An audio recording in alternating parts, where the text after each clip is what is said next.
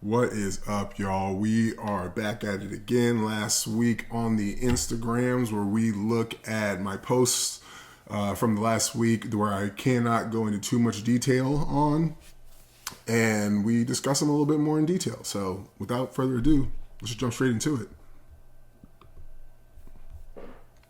All right. So the first post we were going to look at. So this one went up today or Monday. So McAvoy, this is McAvoy right here, and then we have Park Tae-won. Now, I want to show y'all a comment. This is a really cool comment. It doesn't help that 99% of the volume of technique exposure is in Park style. All right, now that's a very important thing. They teach you how to do distance per stroke, right? If anytime you've done catch-up drill and they force you to kind of overkick, like when you were a kid, that's you learning distance per stroke freestyle. The most distance per stroke that exists is the time it takes you to go from in front back to in front before you pull. Sprinting is more of an opposite hands thing, which has its own unique signifiers. One, right? Let's look at one real quick. All right, so here we have Cam is where the hand is when it enters. All right, he's halfway through his pull when his hand enters. The other signifier, when we look at distance per stroke, I'm a little late right there. Let's try and get a good one. You can see how in front he is. Right, he's up here, pull, immediately replace. Now, this is present in both, where they're flat and they're both at the middle. I've talked about this in my mailing list and briefly. All right, let's see. Boom. Right there, halfway, right? So they both have a halfway. But one, your pull starts with the hand is in the back for sprinting. Middle distance, like he says, 99% of the technique exposure. I'd say 100 if we're being real. Of the volume. Yeah, like of the volume of technique exposure. I think volume is the key word. It's 100%. Did I get a like? No. Oh, I got 4. Nice.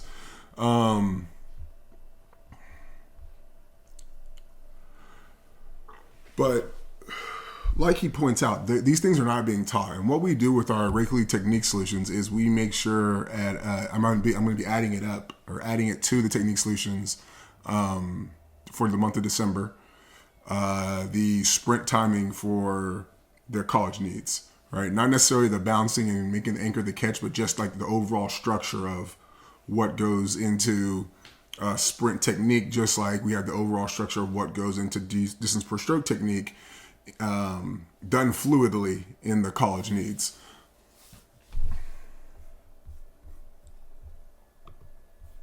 Another cool thing, let's see if we can catch it before we move on, is the anchor kick. Boom. Down kick, opposite hand. You down kick with the catch, and then you immediately are going to flip through. Boom. See? Down kick, arm reaches full extension, shoulder down. The pull is going to go through. Park Tae-won is the only one who nails this one, where you kick the hand out. Most distance swimmers don't. So that's kind of a unique thing to him that's kind of cool. And then, boom, other side, anchor kick, catch, entry, rip through. Right, whereas sprinters, right, you don't have that hand entry, but you do have the catch, right? So you see that down kick coming with the catch. And then the hand's going to enter, boom. But then he down kicks the hand out, boom. So distance swimmer or sprinters will always have the catch down kick without a hand in front. They'll kick the hand out the back, and then they'll usually land flat with the same side leg, and then their down kick of the opposite side leg pushes them into extension as the hand exits. Whereas distance per stroke, the down kick happens immediately with the opposite hand, opposite foot, instead of same side foot and then your opposite hand, opposite foot through your extension. Sprint freestyle is more of an extension, whereas the anchor kick and distance per stroke freestyle is more of a glide. So you can see the immediate problem with what he's saying. Like, because a lot of times some kids, I picked up this on my own, the anchor kicks. So, if you're exposing a kid to the volume of technique exposure is Park style, right? They're anchoring here, right? Sprint freestyle, you anchor here with no hand in front. So you can see the issue with that. All right, let's move on to our next one. I'm trying to get better at this camera spacing. All right, so this one was kind of a fun one for me, a little troll job. So one, I get a lot of flack on this, and it's palms up. I just want to point this out. We got palms up on everybody. Palms up. Oh, her hands went in the air. Palms up. Palms up. Palms up. Brendan Hansen, palms up. Okay, so everybody's palms up. I get a lot of flack for that from my one-on-one kids and their coaches trying to tell them that's incorrect. And then you watch video and a lot of fastest Olympians for Team USA all do it. But anyway, the thing I want y'all to realize is that one, they're all over pulling, so we're not going to get into that. I think that's a major reason why breaststroke has stalled, is there has not been any type of innovations other than what we have brought to the game with the L skull, with the around the world, and eventually we're going to teach y'all how to do the PD pull. But right, we have the out sweep. We have an L skull, so hands are on top of the elbow. Hands are under the elbow, right? So that's where our L skull concept comes from. But then, okay, one thing I want y'all to look at is this. The elbows are higher than the shoulders. Okay? Elbows, look how much lower the elbows are from the shoulders. Right? Now, at the same time, we know the swimmer has elevated into the air. Right? So underwater, it just looks like they're plowing through with their chest, which is true, but some of their body is elevated. So, and especially PD. PD gets a lot of height, but that's, his pull is different too, to make sure he gets the height. But the point I'm making here is if you literally just look at the swim, sorry guys. The elbows stay pretty almost at the same spot throughout the whole thing. But relative to the body, they're deep. Okay. They're not doing this. Or wait, I said that backwards. They're not, yeah, that's right. They're not doing this. They're doing this. Okay, once again, they're not doing this. Let's go main camera. All right, they're not doing this where they're pushing water. They're elevating the body and staying at the same level, right? So this elbow, let's use this one right there, right? Oh, if I stand up, it goes away. Let me back up a little bit. Right? Not this. So that's why I said in my question, pushing water downwards with limited no to back force, pushing the water backwards with limited downwards force. Obviously, as per what we just talked about, the answer is backwards. Or downwards, I'm sorry.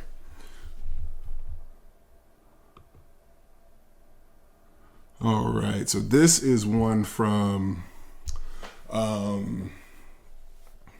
Night Swim, my podcast with Elvis. Shout out to him. Make sure that you go follow the podcast. It's right here. It's all the rage. We pretty much just keep it real about swimming. Real conversation like the stuff you talk about with your homies during social kicks, stuff you talk about in the locker room with each other, stuff you talk about over dinner about swimming. Pretty much everything that you talk about. But then when you get in front of the camera, you're, hi, yes, I'm doing fine. Oh man, I really wish I trained better. Like, that's what we talk about. We keep it a buck, put a black commentary on the issues of swimming. But this particular one was on the issues of practice, or parents watching practice. So we're going to watch it first and then we'll talk about it. I don't know if this volume thing will work. Shouldn't watch swimming. 1920s was that the kid needs to learn to be internally motivated. And I was like, that's not how you start. You start to be externally motivated, and then eventually you learn to be internally motivated. And a little kid needs that feedback from the parent, like, hey, they're spending time in me. They're putting their life force, time you exchange for money that you give to this program. And then you're literally giving also your time to this kid to watch them get better. And that goes into that positive feedback loop of, hey, yeah, I'm doing better. I'm supplanting my maker. Oh man, sorry guys. Gosh. So on that tip right there of her not believing that the feedback loop starts with, or the parent shouldn't be there, right? The feedback loop starts with the parents and the kid, right? So in school, I took this class. It was on a childhood development. It wasn't about childhood development, but it was like development in sports or something like that, right? And they were talking about how kids learn, and they took nonverbal kids, and like one knew how to play this game and one didn't. So the one who didn't know how to play the game would like play it, like on the iPad, and then he'd look at the one who knew what he was doing, and the one would be like, and he'd come back.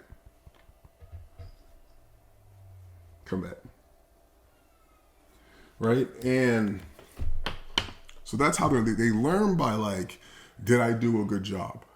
Okay. And yeah, that comes from the coach too, but it also comes from the parent, right? The parent is the person they're fighting for attention from. So their approval ultimately is going to mean a lot more. Now, obviously you have your outliers, but the kid, I truly believe that, like I said in the video, that these kids are here to supplant us. Sorry guys, I gotta close something real quick. I don't know, I can leave it open.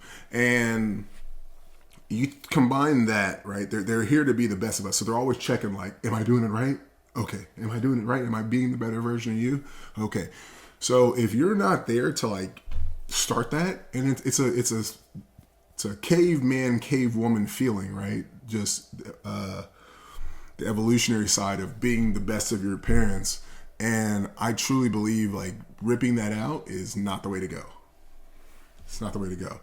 Now parents, you got to teach them how to interact with their kid. Some parents are going to be hands-on with sports. I personally think that's fine because that's how it is in basketball, right? Like I went in the backyard with my dad all the time to work on basketball. So especially after games when if he thought I played soft, whatever. That's why I shoved him. But he flew like 5 feet in the air. And I started crying like a little girl. But anyway, they need that feedback loop. And then over time they learn like, okay, I actually like winning. I like the praise I'm getting from my coaches, from my teammates, like not just my parents. And then it gradually becomes that. And then, if you have a good coach worth their salt, they then start working and teaching them how to be internally validated, right? Like we do all this work. So when we win, it's a reflection of our work. Right, so you winning it doesn't really mean anything because you knew you were going to win because of the work you did. So your work is what gives you your validation, your competence, and your willingness to follow through and commit and be, disciplined about your work is what makes everybody else realize that you're successful, not actually being successful. Although the being successful will happen, and that's what they will see, and they will give you praise for. You know what to say? You weren't in the gym shooting with me, right? All right. So our final video. Is this running? No. So I've spent a lot of time talking about the knees of a breaststroke kicker and the feet, right? So here we have a natural breaststroke kicker, and you can see how when she loads her kick, her feet are like literally sideways, and the ankle isn't. Sorry, I got to show my own foot. Sorry, guys. The ankle isn't like angled like this, right? It's, how can I put this in the frame? It's not angled like this, right? It's much more relaxed and open, right? Now, when I have a left breaststroke knee and a right knee that's not a breaststroke knee. When I try to do this, okay, so we look at the next image. Shout out to Jerry. Is it gonna change? There he is. Right, you can see how his ankle angle is very sharp. Right, so on my right knee, when I have that sharp angle, and then I try to relax my ankle and turn it out, I can, like even right now, well, if I turn it in, I can feel it. Right, so I've relaxed it, I've turned my knee in, right, and now I'm trying to turn my foot to get to the inside of my arch. I can feel it in my knee right here. Sorry. It's like right on the other side. So if I showed you right here, oh no, it is the inside. Like I can feel it right there. If I try and relax it, and by relaxing it, I can not have to stretch. I can feel it pulling in my knee.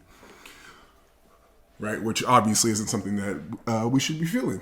You know, I'm not gonna say that. I'm gonna say it's irregular, right? I never feel that when I'm doing normal everyday stuff. So that's kind of the difference between, you know, the natural breaststroke knees, that when they rotate the hips and they get their foot to the right place, they can relax and get like a bunch of extra angles or degrees on their foot that otherwise a normal breaststroker or an IMer, right? That's what I call them.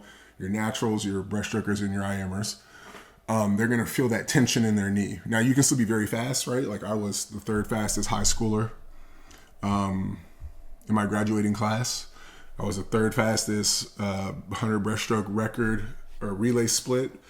My left UT behind Brendan Hansen and Scott Spann. So you can be very fast with one breaststroke knee, right? But it's just sometimes people are going to be naturals, and you just got to be like, they just got it like that. Like that's their gift. And she's got crazy ankles. Like I've seen her breaststroke kick, and her ankles will literally like, if that's flat, if that's 180 degrees, she'll go past it. Like when she starts kicking, her feet will like flex back more. Like it's crazy. But yeah, she's pure born breaststroker.